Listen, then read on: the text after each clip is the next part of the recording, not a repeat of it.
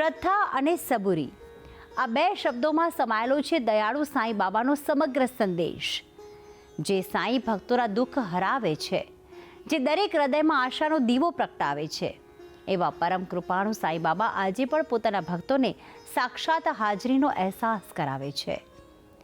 દાહોદ જિલ્લાના જાલોદ તાલુકાના લીંબડી ગામે માછણ નદીના પાવન કાંઠે બિરાજમાન આ ભવ્ય સાંઈ ધામ, જે હજારો ભક્તોની આસ્થાનું જીવતું કેન્દ્ર બની ગયું છે. તો આવો શ્રદ્ધા, ભક્તિ અને સબૂરી સાથે આ પવિત્ર સાંઈ ધામના દર્શન કરીએ. દક્ષિણ ગુજરાતના દાહોદમાં નિર્મિત અતિ કલ્યાણકારી સાંઈ ધામના આજે કરીશું દર્શન. દાહોદ જિલ્લાના ઝાલોદ તાલુકામાં આવેલું છે લીંબડી ગામ. આ ગામમાં વહેતી માછણ નદીના કાંઠે જ બિરાજે છે પરમ દયાળુ સાંઈ બાબા. કહેવાય છે કે સમગ્ર દાહોદ જિલ્લાનું આ સૌથી ભવ્ય સાંઈ મંદિર છે, જેની સ્થાપના વિક્રમ સંવત 2068 એટલે કે 11 નવેમ્બર 2011માં કારતક વદ એકમના દિવસે થઈ હતી. સ્થાપના દિનથી માંડીને આજ સુધી નિત્ય આ ધામની ખ્યાતિ અનેક ગણી પ્રસરી રહી છે. રાજ્યભરમાંથી ભક્તો અહીં શ્રદ્ધાભેર પધારતા હોય છે.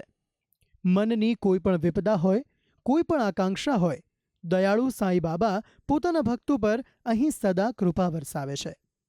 કહેવાય છે કે મહારાષ્ટ્રના શિરડી જેવી જ પ્રતિમા દાહોદના આ સ્થાનકમાં સ્થાપિત કરાઈ છે. સાંઈની આ પવિત્ર પ્રતિમા જોતા લાગે કે બાબા જાણે સાક્ષાત અહીં દર્શન આપી રહ્યા છે. જેણે જીવનમાં દયા અને ક્ષમાનો સંદેશો આપ્યો, જેની દ્રષ્ટિમાં સૌ જાતિના લોકો એક સમાન છે, એવા સાંઈ બાબાએ અસંખ્ય લોકોને અહીં પરચા આપ્યા છે. બાબાની કૃપાથી ભક્તોની મનોકામના અહીં ચોક્કસ પરિપૂર્ણ થાય છે. આ મંદિરની સ્થાપના સંવત 2011 રોજ કરવામાં આવી હતી. તે દિવસથી આ મંદિર ઘણું પ્રખ્યાત પામ્યું છે. આજુબાજુના ગામડાના લોકો, ગોધરા, ફતેપુરા, દાહોદ, ત્યાંથી પગપાળા પ્રવાસમાં પણ આવેલા છે.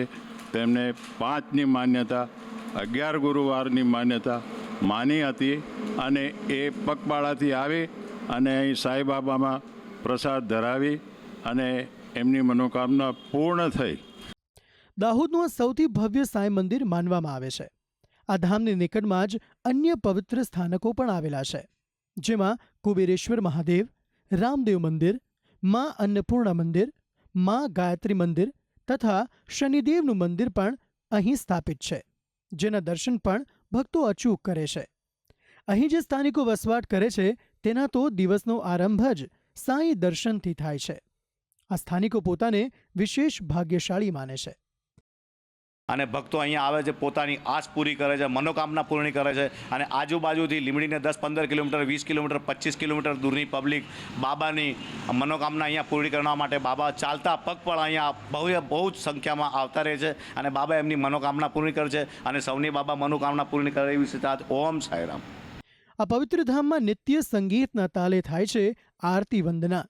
સૂર્યોદયથી માંડી સૂર્યાસ્ત સુધી થતી 5 આરતીમાં પરોઢિયે કાકડ આરતી, મંગળા આરતી, મધ્યાહન આરતી, સંધ્યા આરતી અને શયન આરતીમાં અબાલ વૃદ્ધ સૌ શ્રદ્ધાભેર જોડાય છે. જેમ માનવ માત્ર સાંઈ દ્રષ્ટિમાં એક સમાન છે, તે જ રીતે જીવ માત્ર પ્રત્યે દયાની ભાવના આ ધામમાં સાકાર થતી જોવા મળે છે. નિર્દોષ પક્ષીઓના ચણ નાખવા માટે ચબૂતરો તેની સાક્ષી આપે છે. તો આમ દાહોદના સૌથી મોટા અને પવિત્ર સાંઈ મંદિર સાથે અગણિત ભક્તોની આસ્થા જોડાયેલી છે.